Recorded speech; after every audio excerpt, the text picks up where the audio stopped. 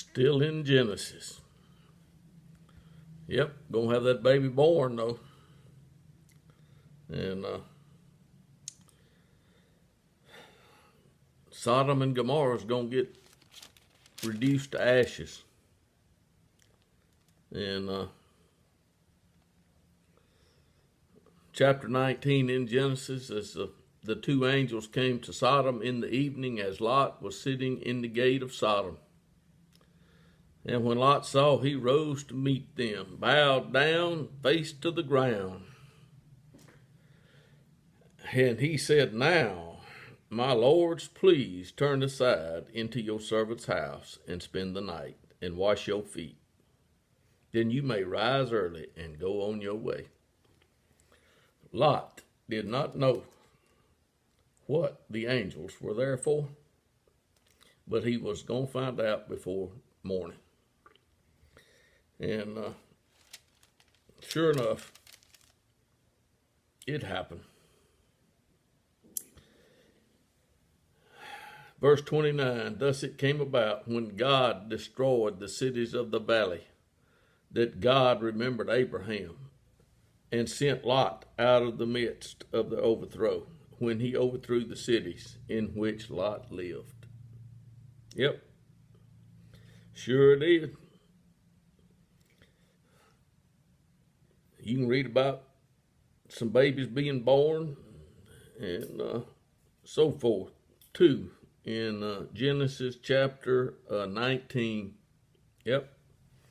But we're going to get on here. We're going to get on here to Abraham journeyed, chapter 20. Abraham journeyed, and he went on, and he settled in Kadesh, and he sojourned there.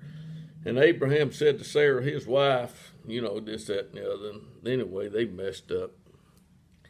Then God said to this man in a dream, "I know that it's in integrity of your heart that you have done this, so I have kept you from sinning against me. Therefore, I did not let you touch her."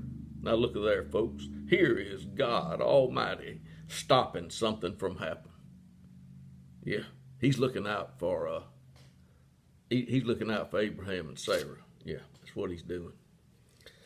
Anyway, in verse 20 of chapter 21, right before we get to chapter 21, and Abraham prayed to God, and God healed Abimelech. Folks, I'm telling you, the best thing that you can do is pray to God. Jesus prayed to God. He gave his disciples, instructions to pray to God. And I would suggest that you, whenever you feel like you might need to pray, that you pray to God. You don't have to pray to Jesus. You can pray to God. I promise you, I'm sure I'm right. But anyway, in chapter 21, the Lord took note of Sarah as he had said, and the Lord did for Sarah as he had promised. This is God Almighty working. It's amazing what God Almighty can do, isn't it? Yep. And Abraham called the name of his son who was born to him, whom Sarah bore to him, Isaac, just like he was supposed to. Now Abraham was 100 years old when his son Isaac was born, right here in the history book.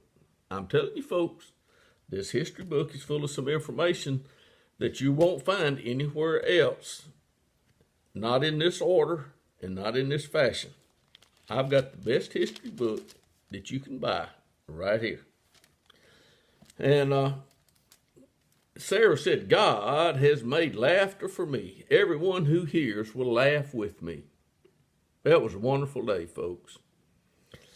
And she said, "Who would have said to Abraham that Sarah would nurse children? Yet I have borne him a son in his old age." Folks, those were years ago. I'm talking about a long time ago.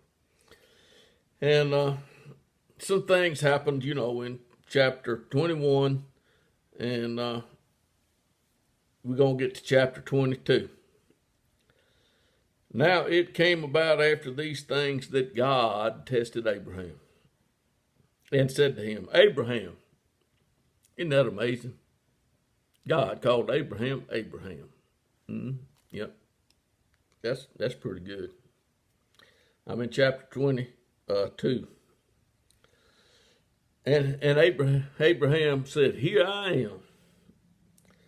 And he said, "Take now your son, your only son, whom you love, Isaac, and go to the land of Moriah, and offer him there as a burnt offering on one of the mountains of which I will tell you."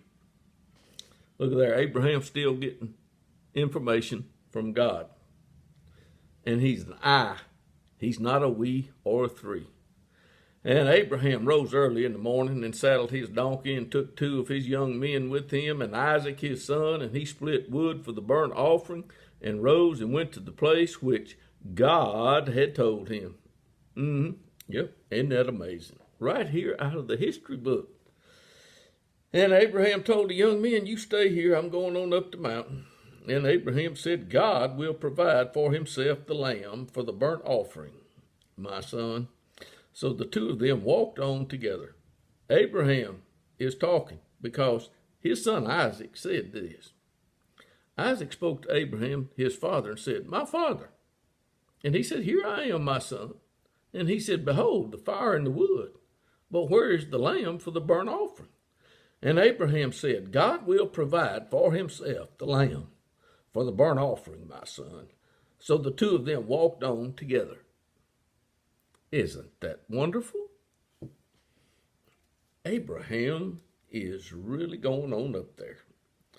And they took to the place which God had told him, and Abraham built an altar there and arranged the wood and bound his son Isaac and laid him on top of the wood. And Abraham stretched out his hand and took the knife to slay his son. But the angel of the Lord called to him from heaven and said, "Abraham, Abraham." And he said, "Here I am." And he said, Do not stretch out your hand against the lad and do nothing to him. For I know now that you are a fearer of God, since you have not withheld your son, your only son, from me.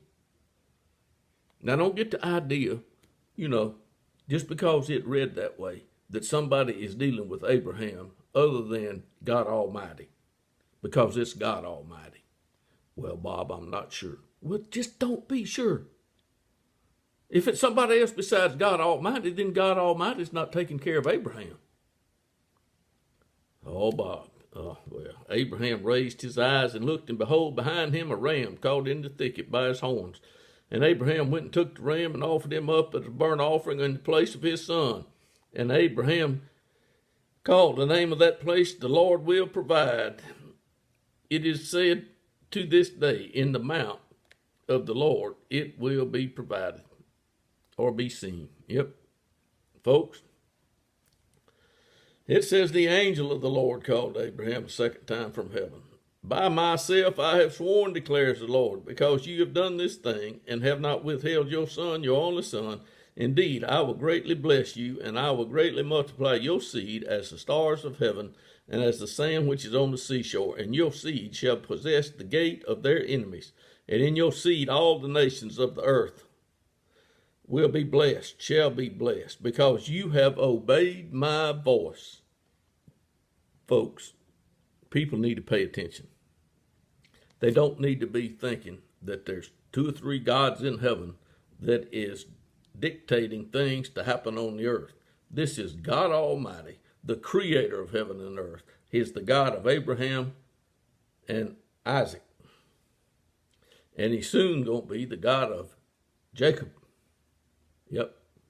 And that's going to take place not too long from now, because in chapter 23, Sarah lived 127 years, and then she passed away. And it was about that time that Isaac gains a wife. Yep, we'll get to that just a second, folks.